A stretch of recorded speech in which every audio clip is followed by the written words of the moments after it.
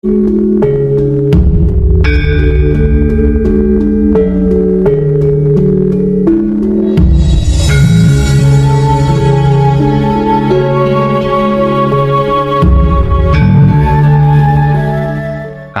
kita malam ini adalah kadangan tertinggi.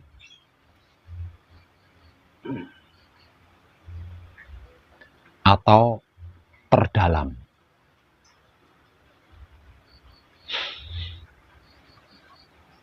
Maka saya berharap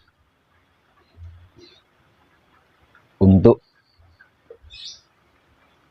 menyimaknya, panjenengan benar-benar siap lahir batin.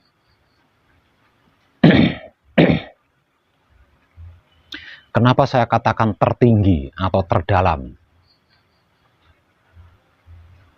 Apa yang akan saya jadikan bahan kadangan malam ini adalah tentang hidup dan maha hidup, atau tentang suci dan maha suci.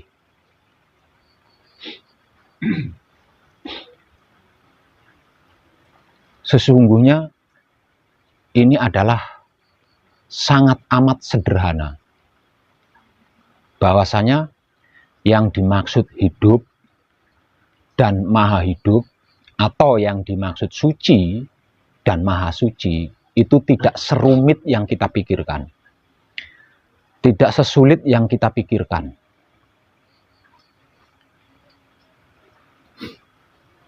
Amat sangat sederhana. Namun, dikarenakan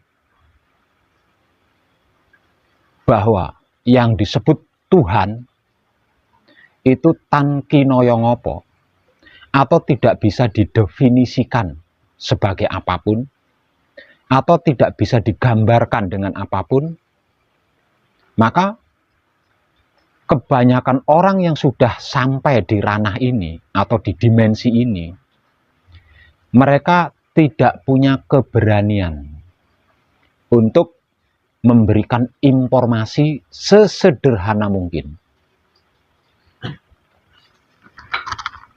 Sehingganya mereka tetap menggunakan pakem-pakem tertentu. Tidak berani menginformasikannya dengan sederhana. Mungkin itu karena mereka takut salah. Atau mungkin juga takut dosa. Atau juga mungkin takut karma. Atau takut sanksi-sanksi hukum lainnya.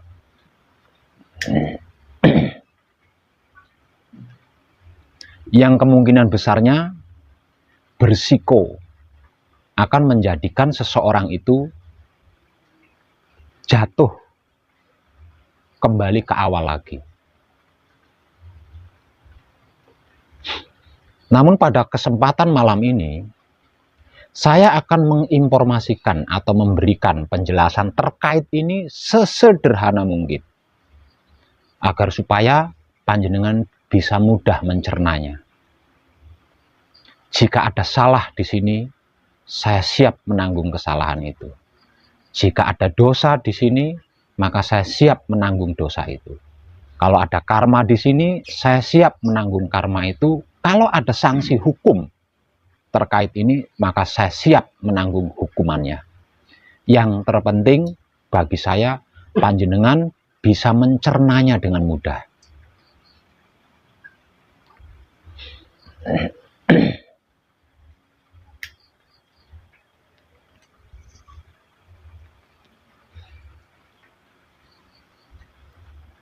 Tentang apa dan bagaimana itu hidup. Tentang apa dan bagaimana itu maha hidup. Tentang apa dan bagaimana itu suci. Tentang apa dan bagaimana itu maha suci, saya akan memberikan sebuah penggambaran, sebuah ilustrasi yang menurut saya pribadi itu sangat sederhana.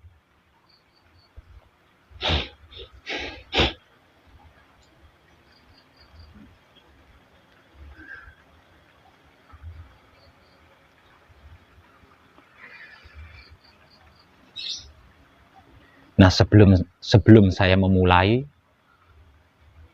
persiapkan diri panjenengan.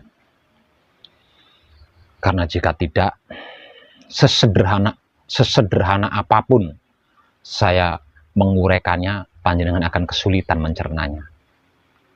Karena ini teramat sangat tinggi. Teramat sangat dalam.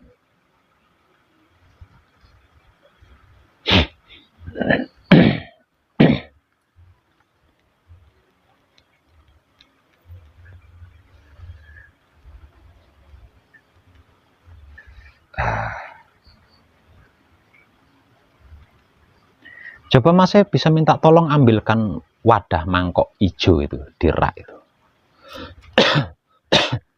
Ya.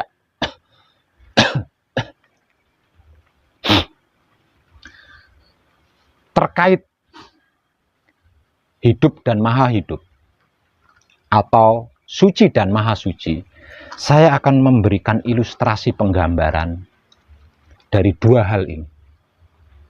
Satu, senter atau sentolop, ya. Yang satunya wadah. Wadah ini saya gambarkan sebagai wujud raga kita. Ya. Ini wadah ini saya gambarkan sebagai wujud raga kita. Sedangkan senter ini saya gambarkan sebagai maha hidup atau maha suci. Jadi antara yang disebut Tuhan dengan makhluk tidak ubahnya seperti ini. Tapi saya tidak akan mengambil sampel makhluk karena terlalu banyak jumlah makhluk di dunia ini. Karena kita manusia hidup, maka saya mengambil satu sampel saja, yaitu tentang manusia hidup.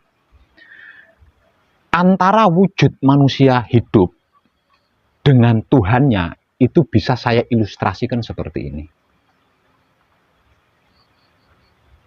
Ini adalah maha hidup atau maha suci. Sedangkan ini adalah wujud raganya manusia hidup. Lalu di mana hidup itu?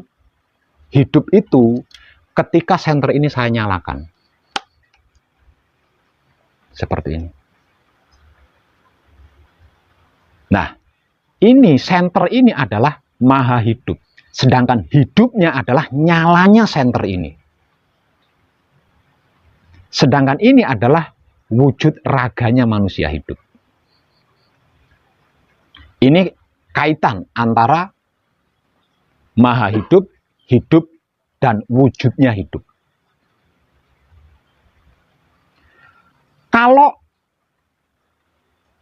maha hidup atau maha suci ini bergerak, maka bergerak pula cahayanya. Lah, hukum kodrat irodatnya, ketika maha hidup bergerak, dikarenakan hidup juga bergerak sesuai pergerakan maha hidup atau maha suci, maka seharusnya menurut hukum kodrat irodatnya, wadah ini pun bergerak. Seperti ini. Jika tidak, maka akan terjadi satu misal, wujud raga ini diam, sedangkan maha hidup dan hidup ini bergerak, maka akan terjadi kesimpang siuran seperti ini. Seperti itu. Ya.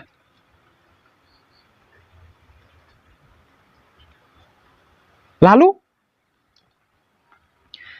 di dalam kejadiannya, seumur hidup, raga kita itu bergerak tidak sesuai dengan gerakan maha hidup dan hidup. Lah, pergerakan wujud yang tidak sesuai dengan pergerakan maha hidup dan hidup itu apa? Adalah 4 anasir kita. Nah, jadi seumur hidup, tubuh kita itu bergerak atas dasar kemauan 4 anasir kita. Dan itu sudah pasti tidak sesuai. Tidak sesuai. Lah, dengan adanya cahaya atau nur dari Maha Hidup atau Maha Suci, inilah mereka berempat atau empat anasir atau sedulur papat kita itu bisa bermain. Dengan adanya nur atau cahaya dari Maha Hidup atau Maha Suci, mereka berempat atau sedulur papat kita itu bisa bermain.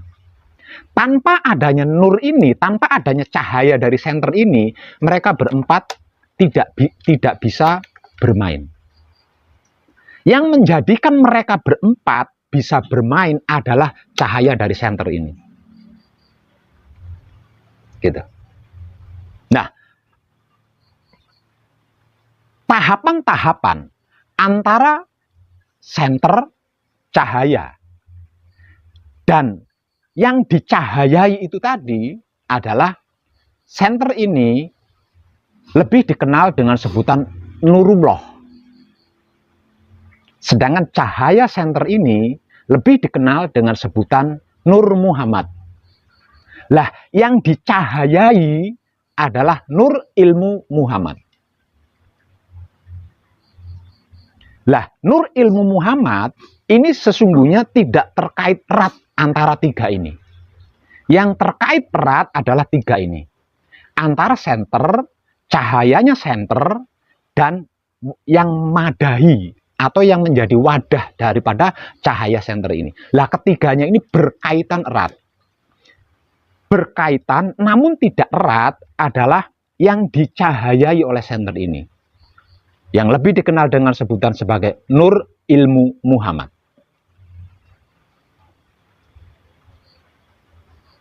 Nah, seumur hidup, wujud kita atau raga kita itu bergerak sesuai dengan gerakan Nur Ilmu Muhammad. Bukan sesuai dengan gerakan senter dan cahayanya senter ini tadi. Nah, ini yang menimbulkan raga manusia itu mengalami perubahan-perubahan yang tidak sesuai dengan kodrat dan irodatnya. Seperti rambut yang awalnya hitam berubah putih, kulit yang tadinya mulus berubah keriput, dan lain sebagainya. Itu dikarenakan wujud ini pergerakannya tidak sesuai dengan pergerakan senter dan cahayanya senter ini. Seharusnya pergerakan senter yang menggerakkan cahaya senter ini harus sesuai. Ketika senter ini bergerak sini, harusnya ini begini. Jadi bukan ininya diam, ininya bergerak. Atau ininya diam, ininya yang bergerak.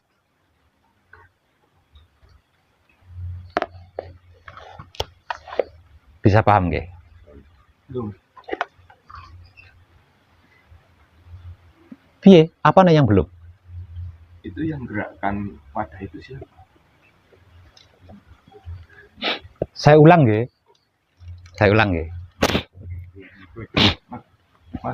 Maksudnya Iya. yang menggerakkan. Panjenengan kurang teliti menyimaknya. Saya ulang lagi ya. Saya harap panjenengan siap jiwa raga untuk menyimaknya. Sudah saya katakan tadi, ini tertinggi. Ini terdalam. Saya ulang ya. Senter ini saya ilustrasikan sebagai Maha Hidup atau Maha Suci yang lebih dikenal dengan sebutan Tuhan. Kalau jenengan bertanya seperti berarti bertanya siapa yang menggerakkan Tuhan, sama halnya seperti itu. Tadi kan sudah saya katakan. Coba perhatikan lagi nggih. Terkait ini akan saya beri ilustrasi penggambaran yang paling sederhana dan seumur hidup saya belum pernah tahu ada orang yang berani mengungkapnya dengan sesederhana yang seperti apa yang saya uraikan ini. Nah, sebagai bentuk kesederhanaannya, Tuhan atau Maha Suci atau Maha Hidup itu saya gambarkan sebagai senter ini. Ya, saya gambarkan sebagai senter ini. Lah, tubuh manusia atau wujudnya manusia itu saya gambarkan dengan wadah ini. Lah, hubungan wujud manusia dengan Maha Suci atau Maha Hidup atau Tuhan adalah seperti ini. Lalu di mana letaknya hidup? Di mana hidup itu? Hidup yang dimaksud adalah cahayanya senter ini. Ya, cahayanya senter ini. Lah, hukum kodrat irodatnya seharusnya ketika senter ini bergerak, dikarenakan cahayanya pun ikut bergerak sesuai pergerakan senter ini, seharusnya kodrat irodatnya wujud ini ikut bergerak gini. Contoh seperti ini. Jika tidak, maka terjadi simpang siur.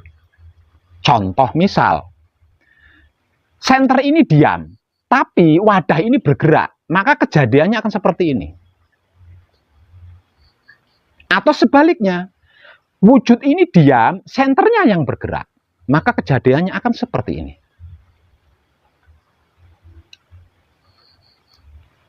Artinya tidak sesuai dengan hukum kodrat dan irodatnya. Lah, inilah yang menjadikan raga atau wujud manusia mengalami perubahan dari yang semestinya. Seperti rambut hitam berubah putih, kulit mulus berubah keriput, dan lain sebagainya. Lah, siapa yang menjadikan ketidaksesuaian itu? 4 anasir atau sedulur papat kalimo pancer kita. Lah, seumur hidup selama ini pergerakan tubuh kita ini digerakkan atas dasar 4 anasir atau sedulur papat kita, bukan atas dasar pergerakan senter dan cahaya senter ini tadi. Nah, kesimpang siuran inilah yang merubah wujud seorang manusia hidup. Senter ini lebih dikenal dengan sebutan Nurullah. Sedangkan cahaya daripada senter ini lebih dikenal dengan sebutan Nur Muhammad. Lah, yang dicahayai adalah Nur Ilmu Muhammad. Tanpa adanya senter dan cahayanya, Nur Muhammad tidak bisa bermain. Mereka berempat bisa bermain, Nur Ilmu Muhammad ini bisa bermain dikarenakan tercahayai. Gitu. Bisa paham nggih? Bisa paham Mas? Berarti pertanyaan Pak Wi, lebih simpelnya berarti begini. Manifestasi cahaya Tuhan itu memberikan cahayanya kepada Nur Muhammad. Nur Muhammad memancarkan cahayanya atau nurnya ke ilmu Nur Muhammad tadi. Tidak. Jadi hubungan antara senter dengan cahaya senter ini tidak ada yang memperantarai. Tidak ada yang ya, langsung. Berarti yang dikatakan tidak ada hijab berarti di situ. Iya. Nah, terus pertanyaannya, jika ada pertanyaan, lalu bentuk hidup itu seperti apa? Karena hidup itu adalah, saya gambar seperti yang saya gambarkan adalah cahaya senter ini, maka bentuk wujudnya hidup itu sesuai senter ini. Kalau senter ini bunder, ya cahayanya bunder. Kalau senter ini persegi 4, cahayanya ya persegi 4. Namun, apapun bentuk senter dan cahaya senter, ini akan menyesuaikan wadah. Gitu. Akan menyesuaikan wadah ini. Kalau wadahnya kecil, ya kecil. Kalau wadahnya besar-besar, kalau wadahnya bunder-bunder, kalau wadahnya panjang-panjang, kalau wadahnya bengkak-bengkok, ya bengkak-bengkok dia.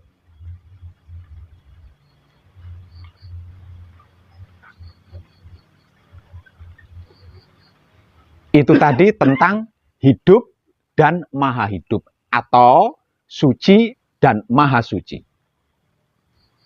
Lah, inilah maksud daripada Romo dan Putro. Senter ini Romo, Putro itu cahaya ini loh. Ya. Senter itu cahayanya Putra itu cahaya daripada senter ini. Lah, terus mungkin ada pertanyaan lagi bagi mereka, bagi panjenengan yang pernah menyimak videonya. Mestinya ada pertanyaan di sini. Oke Pak Web, itu adalah Romo dan Putra, atau hidup dan maha hidup, atau suci dan maha suci. Lalu pertanyaannya, di mana Kanjeng Romo sejati Gusti Prabu Heru Cokrosemono? Ya kan?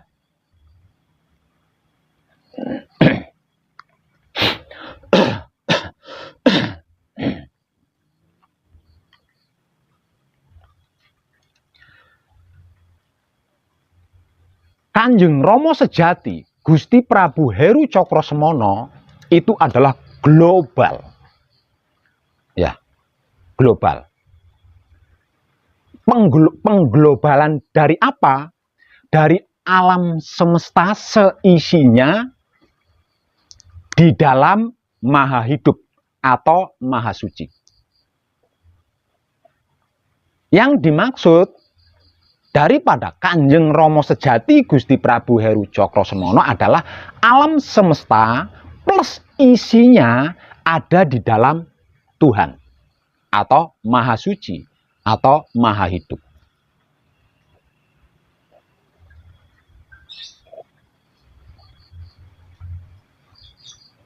Bisa nangkep? Masih bisa nangkep? Bagaimana mencapai kesadaran Kanjeng Romo? Saya nanya jenengan bisa nangkep enggak? Bisa. Nah, oke. Pinjam rokoknya sini. Semua sini. Yang masih utuh sini. Sini.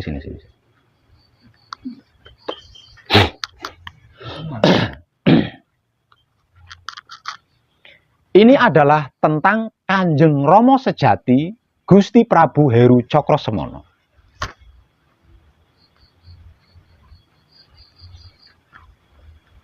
Rokok pertama ini sebagai ilustrasi penggambaran alam semesta seisinya. Nggih. Alam semesta seisinya.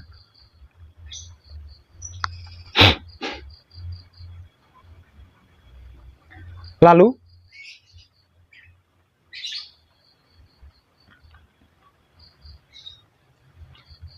di dalam alam semesta seisinya ini ada wujud manusia. Rokok yang kedua adalah wujud manusia.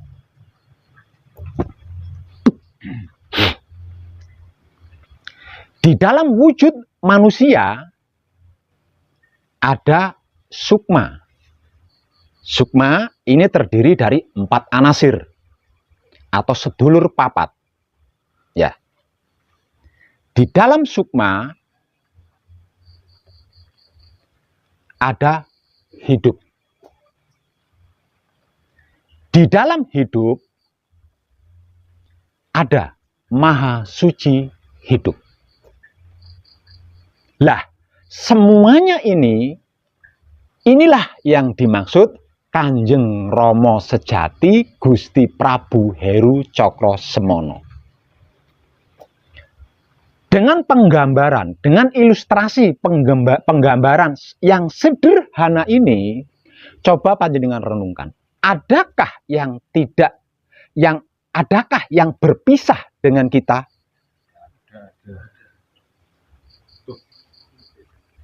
Mungkin ada pertanyaan, lalu Tuhan di mana? Kira-kira kejawab enggak pertanyaan itu?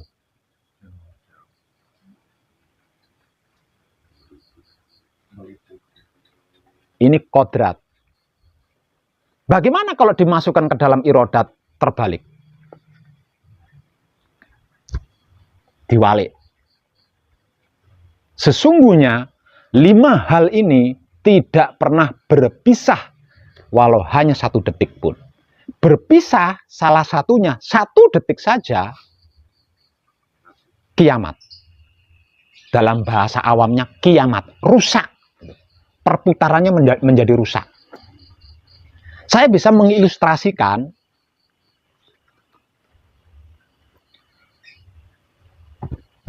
roda atau gelindingane pit ontel karo motor. Satu saja rujinya putus, tinggal nunggu waktu saja. Keseluruhan ban itu akan menjadi rusak.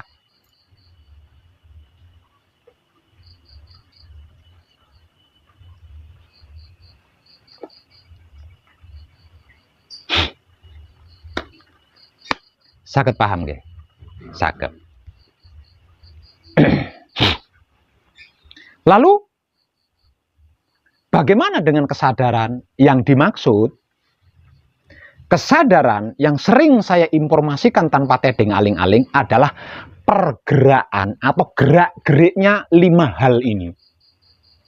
Jadi bergeraknya 5 hal ini itulah yang dimaksud daripada kesadaran. Tapi bukan kesadaran biasa. Yang menggerakkan atau yang menjadi gerak-gerik mereka berlima inilah yang sering saya informasikan sebagai kesadaran murni atau kesadaran suci atau kesadaran Tuhan. Artinya yang bisa menjangkau 5 hal ini hanya kesadaran, tapi tidak semua kesadaran. Karena yang dapat menjangkau ini adalah kesadaran mereka berlima itu sendiri, yaitu kesadaran murni atau kesadaran suci atau kesadaran Tuhan.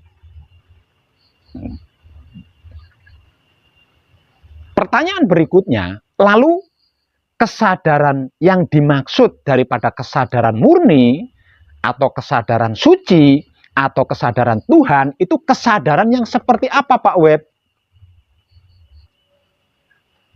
Kesadaran murni atau kesadaran suci atau kesadaran Tuhan adalah kesadaran di mana ketika sikon atau situasi kondisi otak atau pikiran kita bersih dari pikiran-pikiran yang buruk atau jelek atau negatif.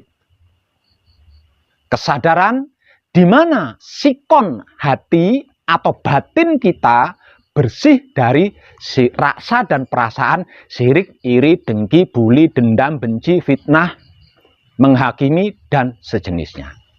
Kesadaran di mana sikon kelamin atau syahwat kita bersih dari kemelekatan. Ketika otak atau pikiran kita bersih dari negatif atau keburukan, ketika hati atau batin kita bersih dari sirik, iri, dengki, fitnah, dan bla bla tadi, ketika kelamin atau syahwat kita bersih dari kemelekatan, maka pada saat itulah kesadaran kita tidak dijadikan kendaraan ego, pamrih, arogan. Lah, itulah yang dimaksud kesadaran murni atau kesadaran suci atau kesadaran Tuhan.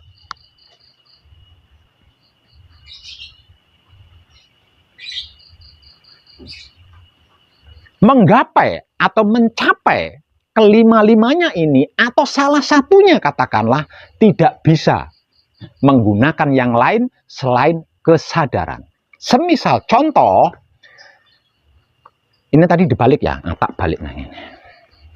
Semisal contoh saya hendak meraih Tuhan, maka kesadaran yang harus saya gunakan adalah kesadaran Tuhan. Ketika saya hendak mencapai hidup, berarti kesadaran hidup yang harus saya gunakan. Ketika saya hendak mencapai sukma, berarti kesadaran sukma yang harus saya gunakan. Ketika saya hendak mencapai wujud atau bentuk, berarti saya harus menggunakan kesadaran wujud atau kesadaran bentuk. Kalau saya harus kalau saya mau meraih dunia seisinya, berarti kesadaran yang harus saya gunakan adalah kesadaran alam semesta seisinya. Dan itu harus murni.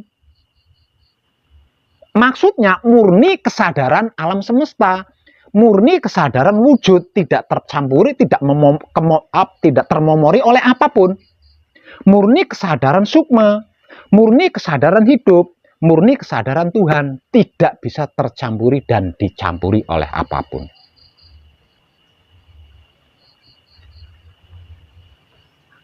Mudah. Bisa maghrib. Sederhana bukan? Jadi jangan pernah berpikir rumit tentang Maha Suci Tuhan. Jangan pernah berpikir sulit tentang Maha Suci Tuhan. Sesungguhnya Maha Suci Tuhan adalah sesederhana yang barusan saya ilustrasikan. Ini saya lakukan agar panjenengan mudah mencernanya.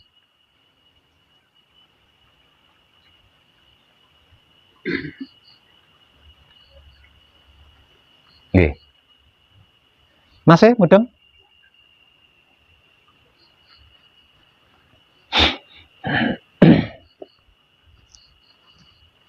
Terkait ini,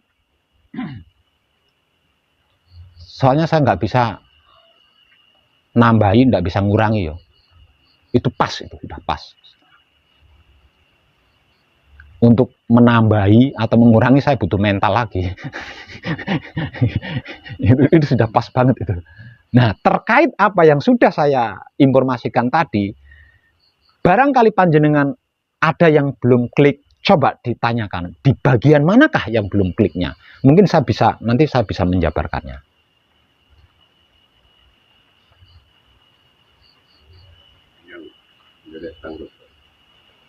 Kalau yang dari penjelasan bisa diterima, secara logis bisa diterima.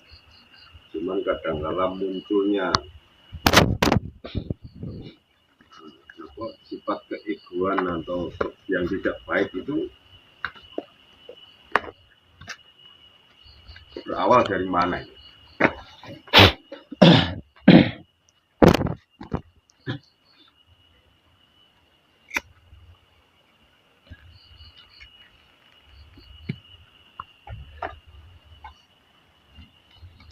Awal munculnya ketidaksesuaian itu dikarenakan kita menggunakan 4 anasir kita atau sedulur papat kita tidak sesuai dengan fungsinya.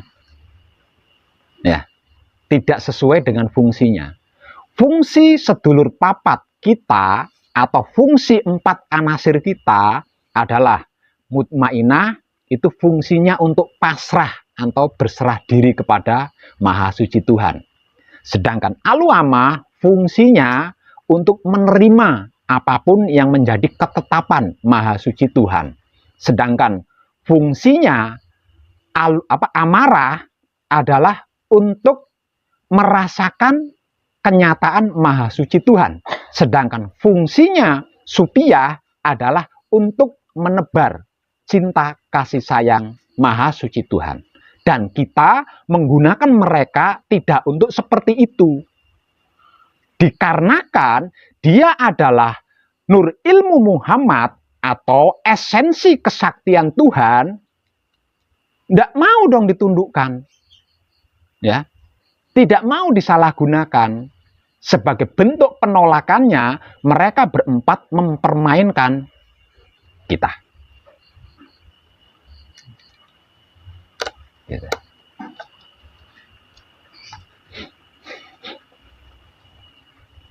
Maksud daripada menggunakan mereka berempat tidak sesuai dengan fungsinya, barusan saya jelaskan. Mutmainah fungsinya adalah untuk pasrah atau berserah diri kepada Maha Suci Tuhan. Aluamah untuk fungsinya untuk menerima apapun yang menjadi keputusan atau ketetapan Maha Suci Tuhan. Sedangkan fungsinya amarah adalah untuk merasakan atau menikmati kenyataan adanya Maha Suci Tuhan. Sedangkan supiyah fungsinya adalah untuk menebar cinta kasih sayang Maha Suci Tuhan. Salah, tidak sesuai dengan fungsinya yang saya maksud, mereka berempat kita gunakan untuk kebal bacok, untuk menerawang, untuk ngobatin orang sakit, dan bla bla bla. Yang lebih parah lagi kita gunakan untuk menundukkan kesadaran orang lain, untuk menguasai kesadaran orang lain, dan lain sebagainya. Itu yang saya maksud, kita menggunakannya tidak sesuai dengan fungsinya masing-masing. Dikarenakan dia adalah nur ilmu Muhammad yang artinya esensi kesaktian Tuhan, ya tidak mungkin nyoh begitu saja. Sekali, 2 kali, oke. 4 kali, 5 kali, 6 kali, 7 kali, wong aku iki ilmune Gusti Allahmu kok. Ya kamu harus tunduk kepada saya.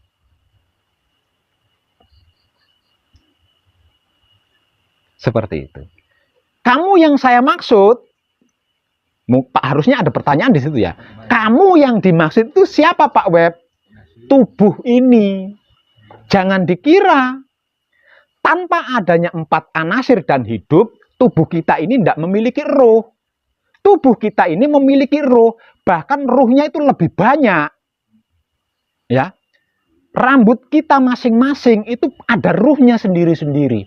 Kuku kita itu ada ruhnya sendiri-sendiri. Gigi kita ini ada ruhnya sendiri-sendiri.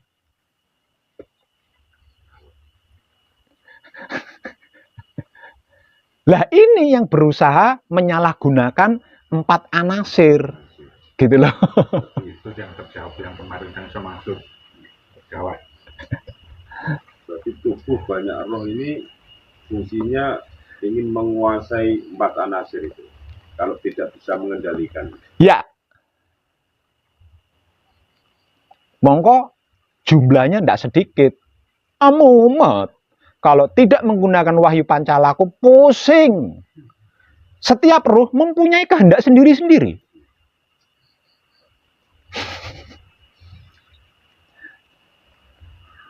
Ya. Kata kuku jempol, aku harus panjang. Karena dengan panjang, jarimu akan terlihat cantik. Sitoke, engko digowo nganggo garisan karo Pak Guru. Enggak sitok enak. Engko kotor akeh kumane. Engko iya ngono. Ini iki nembe nuruti roh yang ada di kuku. Itu puasa.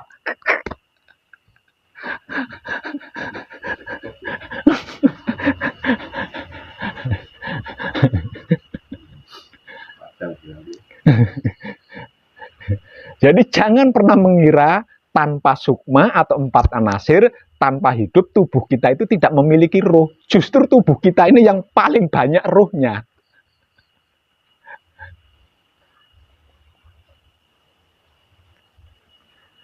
Lalu, seperti apa Pak Web kejadiannya ketika bergelar Kanjeng Rama Sejati Gusti Prabu Heru Cokrosemono?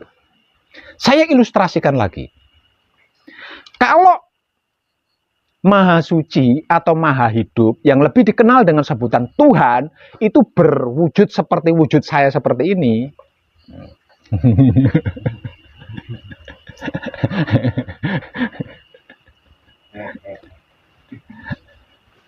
Maka yang menjadi otaknya adalah para malaikat.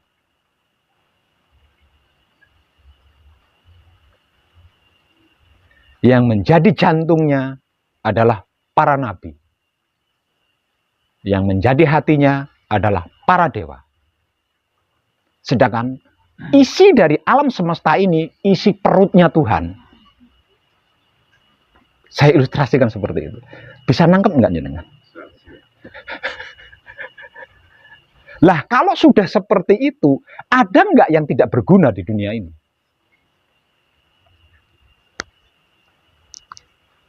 Tidak ada sesuatu apapun yang tidak berguna di dunia ini.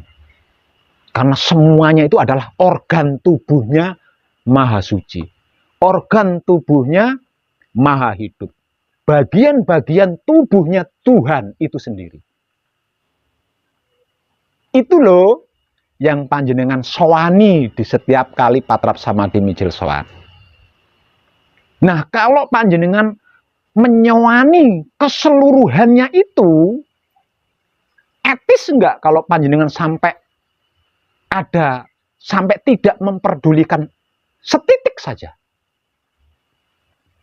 Etis enggak kalau panjenengan sampai tidak mencintai, mengasihi, menyayangi satu titik saja?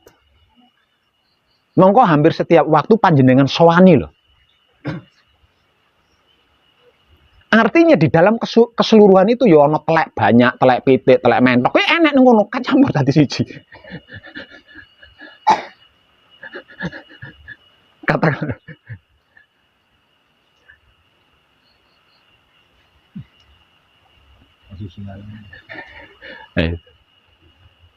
Apapun itu, bagaimanapun itu adalah organ tubuhnya Maha Suci Tuhan. Sebab karena itu saya selalu memberikan motivasi, hormati yang lebih tua, hormati yang sebaya, hormati yang lebih muda. Karena hanya dengan begitu, kita tidak akan merendahkan atau meremehkan atau melupakan setitik pun